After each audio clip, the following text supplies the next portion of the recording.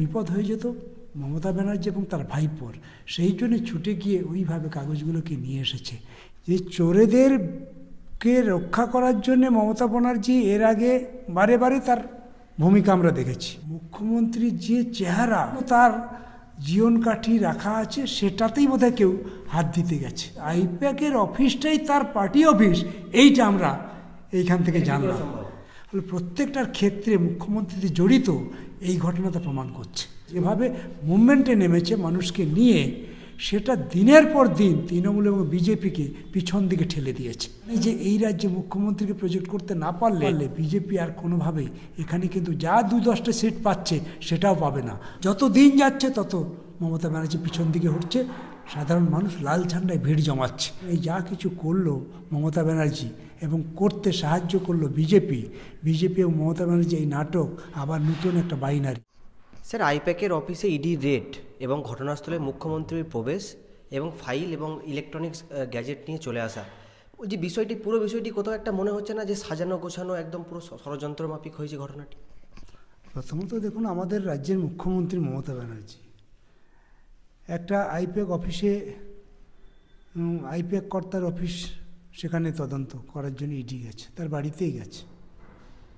একজন বাড়িতে যদি ইডি যায় তদন্ত করার জন্যে, আর তাকে রক্ষা করার জন্য যদি মমতা ব্যানার্জি ছুটে যায়, মমতা ব্যানার্জি না, রাজ্যের মুখ্যমন্ত্রী, এইটা রাজ্যের মানুষ কী করে মানবে? এটা কি মানা যায়? আমাদের রাজ্যে, পশ্চিমবঙ্গে এই জিনিস কখনো মানুষ দেখেছে? যে চোরেদেরকে রক্ষা করার জন্য মমতা ব্যানার্জি এর আগে বারে বারে তার ভূমিকা আমরা দেখেছি। কখনো থানায় গিয়ে আসামিকে তুলে নিয়ে আসছে, রাজীব বিশ্বাসকে যখন রেড করলো তখন আমরা দেখেছি মুখ্য ভূমিকা আমাদের রাজ্যের মুখ্যমন্ত্রীকে। আর এই একটা জিনিস দেখলাম আমরা, যে ইডি যখন আইপ্যাক দপ্তরে ঢুকছে, তখন খবর পাওয়ার পর মুখ্যমন্ত্রীর যে চেহারা, যে আবেগ, যে যন্ত্রণা, মানে কোথাও যেন তার জীবনকাঠি রাখা আছে, সেটাতেই বোধহয় কেউ হাত দিতে গেছে। সুতরাং পরিমরি করে গিয়ে সেখানে ছুটে সেটাকে রক্ষা করতে হবে। এইটা গোটা রাজ্যের মানুষ আমরা কখনো এই জিনিস দেখিনি। এই যে এটা মানা যায় না, কখনোই মানা যায় না।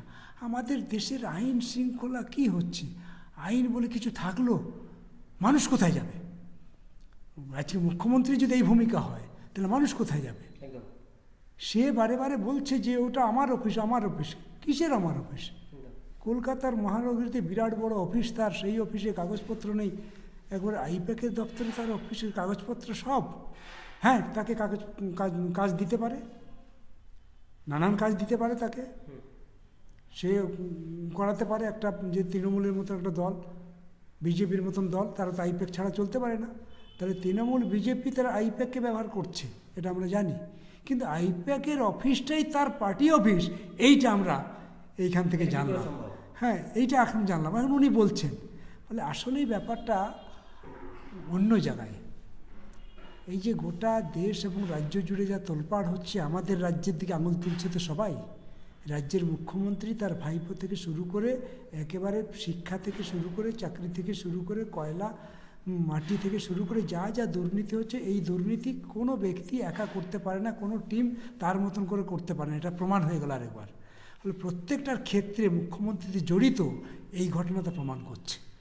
ফলে নিজেকে রক্ষা করার জন্য ছুটে গেছে ওখানে, ওই আইপ্যাক কর্তাকে রক্ষা করার জন্য না, নিজেকে রক্ষা করার জন্য ছুটে গেছে। কারণ ওখানে এমন কিছু তথ্য ছিল, যা যদি যাওয়ার আগে ওরা নিয়ে নিত ইডি, তাহলে খুব বিপদ হয়ে যেত মমতা ব্যানার্জি এবং তার ভাইপোর। সেই জন্য ছুটে গিয়ে ওইভাবে কাগজগুলোকে নিয়ে এসেছে। এইটা আমাদের রাজ্যের মানুষের কাছে লজ্জার। পশ্চিমবঙ্গে এই জিনিস কখনো হয়নি, কখনো মানে দেখেনি মানুষ। এটা যেমন লজ্জার, ঠিক তেমনি এখানে আইপ্যাকের অফিসে যে ইডি তদন্ত করতে যাচ্ছে, আমি তো অবাক হয়ে যাই যে পশ্চিমবঙ্গে এর আগে তো ইডি কর্তারা মার খেয়েছে। সন্দেশখালীর ঘটনা দেখেছেন, সন্দেশখালীর ঘটনা দেখেছেন, পিটিয়ে লাট করে দিয়েছে তাদেরকে। একটার পর একটা ঘটনা দেখেছেন পশ্চিমবঙ্গে, যতবার এসছে কেন্দ্রীয় সংস্থা তদন্ত করার জন্য, সরকার পক্ষ তাকে বাধা দিয়েছে। এই সব জানার পরেও তারা কেন 2-4 জন লোক নিয়ে এসে ওখানে ঢুকলো, এখানেই হচ্ছে প্রশ্ন। নাকি আবার মুখ্যমন্ত্রীকে হাইলাইট করার জন্য এটা? কারণ এই সময়কালের মধ্যে আপনারা দেখুন যে পশ্চিমবঙ্গে বামপন্থীরা যে যে কর্মসূচি নামিয়েছে সেটা মানুষের অত্যন্ত মানে জীবনের কাছাকাছি পৌঁছে গেছে। বামেরা আর কেউ পৌঁছতে পারেনি। একেবারে আপনার বাংলা বাঁচাও যাত্রা থেকে শুরু করে 1, 2, 3, 4 করে ধর্ষণ, অত্যাচার, দুর্নীতি প্রত্যেকটা ঘটনায় বামপন্থীরা যেভাবে মুভমেন্টে নেমেছে মানুষকে নিয়ে, সেটা দিনের পর দিন তৃণমূল এবং বিজেপিকে পিছন দিকে ঠেলে দিয়েছে। এই জায়গায় দাঁড়িয়ে এই রকম একটা নাটক উপস্থিত করা অত্যন্ত প্রয়োজন ছিল তাদের, আমি মনে করি। কারণ এই নাটকটার জন্যেই তারা এভাবেই এখানে এসেছে, উইদাউট ফোর্স না নিয়ে, মানে ফোর্স না নিয়েই তারা সেখানে ঢুকলো, মানে কেন্দ্রীয় বাহিনী না নিয়েই তারা ঢুকলো। এই যে নাটকটা এবার হলো, একদিকে মমতা ব্যানার্জি ওই সমস্ত নিয়ে লুটপাট করে ছুটে চলে যাচ্ছে, এইটা কি মমতা একটা সাধারণ লোক যদি ওইভাবে তুলে নিয়ে আসতো মানতো? মানে মুখ্যমন্ত্রী কি আইনের ঊর্ধ্বে? কি দেখাতে চাইছে? ফলে এই নাটকটা মানুষের সামনে নিয়ে যাও। কাউকে মারলো না, মুখ্যমন্ত্রী এটা করছে, মুখ্যমন্ত্রীকে দেখো।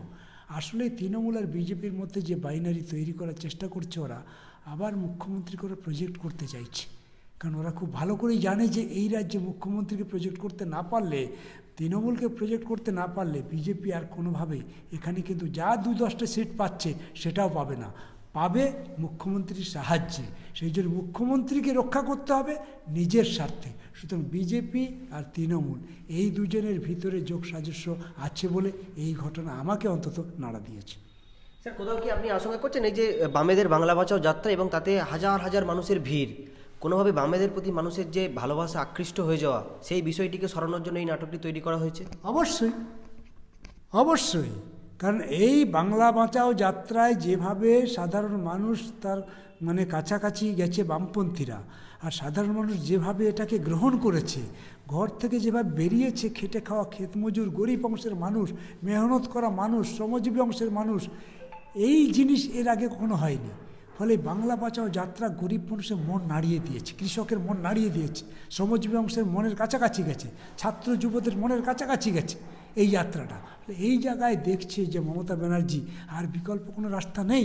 যত দিন যাচ্ছে তত মমতা ব্যানার্জি পিছন দিকে হচ্ছে, সাধারণ মানুষ লাল ঝান্ডায় ভিড় জমাচ্ছে।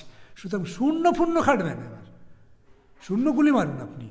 কোথায় দাঁড়াচ্ছে বামপন্থীরা সেইটা ওরা বুঝতে পারছে এখন। সুতরাং সেটাকে কোথাও না কোথাও থামাতে হবে।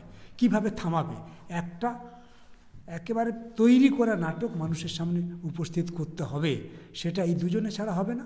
সুতরাং এই সময় যাও, তা নাহলে কী জন্য যাবে বলুন? এই আজকে যদি এটা তদন্ত করতো এই যে আইপ্যাক দপ্তরে, কি হতো? এর মামলা শুনানি এটা ওটা হতে হতে তো ভোট পেরিয়ে যাবে। তাহলে এইটা কেন আজকের এখানে আনা হচ্ছে? আর আনা যখন হচ্ছে তাহলে এইরকম মানে একা সৈনিকের মতন এসে তারা ঢুকে গেল কেন? এটা প্রশ্ন হয় না? তারপরে হুটহাট করে মুখ্যমন্ত্রী নিয়ে নিচ্ছে কাগজগুলো, আর নির্বাক হয়ে দাঁড়িয়ে দেখছে। এই জিনিস কখনো হয়? কোনো জায়গা থেকে বাধা আসবে না। আর এই সমস্ত কথা বলতে গেলে ওদের নেতারা এখন ঘুরে যাচ্ছে, বিজেপি এখন ঘুরে যাচ্ছে। বিজেপি বলছে না, ওই সব করতে গেলে তো সন্দেশখালির মতন রক্তাক্ত পরিবেশ হতো। কেন রক্তাক্ত হবে?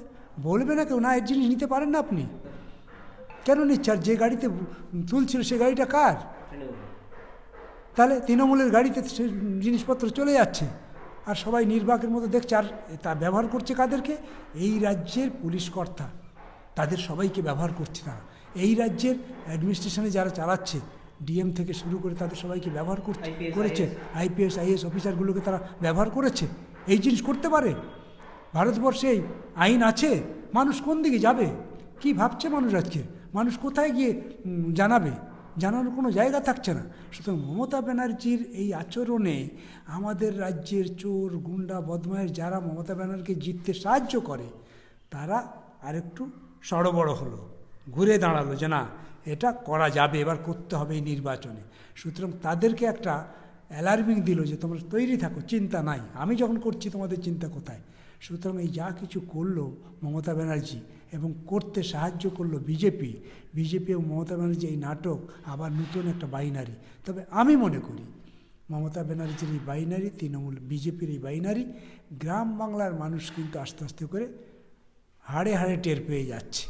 এই গ্রাম বাংলায় বাংলা বাঁচাওয়ের পরে গ্রামে গ্রামে গরিবদের কাছে যখন লাল ঝান্ডার লোকেরা যাচ্ছে, পাড়ার লোকেরা যাচ্ছে, সেখানে এই কথা হচ্ছে। এ যে নাটক করছে সেটাও পাড়ায় আলোচনা হচ্ছে। অন্তত আমরা কিছুটা মানে আশ্বস্ত হচ্ছি যে গাঁয়ের গরিবরা অন্তত তৃণমূলের বিজেপির এই বাইনারিটাকে বোঝার চেষ্টা করছে। এর চাইতে আমাদের ভালো কিছু হতে পারে না। সুতরাং গাঁয়ের গরিবরা এদের এই নাটক বুঝে ফেলেছে।